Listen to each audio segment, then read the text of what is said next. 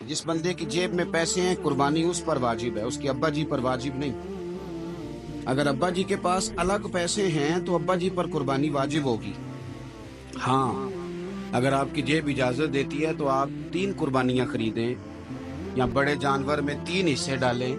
तो अब आप 2 वालदैन की हो गई, एक आपकी अपनी हो गई, लेकिन जब तक आप पर वाजिब कुर्बानी आप नहीं देते तब तक वालदैन की कुर्बानी देना दुरुस्त नहीं है, क्योंकि ये दीन में वाजिब है। जो नमाज आप पे फर्ज है वो आपने पढ़नी है, और जो अब्बा जी पे फर्ज है वो अब्बा जी ने पढ़नी है। इस मसले को भी जरूर ज़हन नशीन करें। उससे अगली बात जो और ज्यादा जरूरी है उसका जरूर ख्याल फरमाएं। हिस्से डाले जाते हैं कुर्बानी के हिस्से, तो 6 हिस्से हो गए, अब 7वां हिस्सा मिल नहीं रहा, तो एक तगड़े से बंदे के पास जाके मालदार से कहा कि चौधरी साहब हिस्सा डाल ले, एक हिस्सा कम है।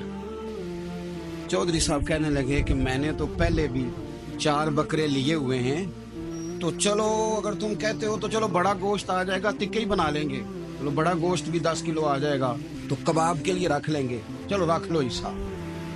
अब 6 बंदों की नियत कुर्बानी की, 7वें की गोश्त की, उसकी नियत कुर्बानी की, पिछले 6 की भी कुर्बानी नहीं होगी, वो भी गए काम से।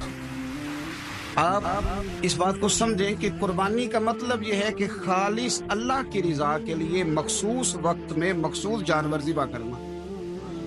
इसलिए ये जरूर तवज्जो करें इस बात पर कि हम कई लोगों को फोर्स करके शामिल कर लेते हैं। बंदा मालदार होता है, वो भी कहता है चलो ठीक है कोई अर्ज नहीं, लेकिन वो नॉमिनेट करेगा।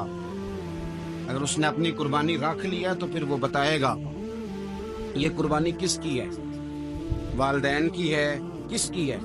तो कुर्बानी इस तरतीब से करें कि उसके सारे मसाइल से आगाही हासिल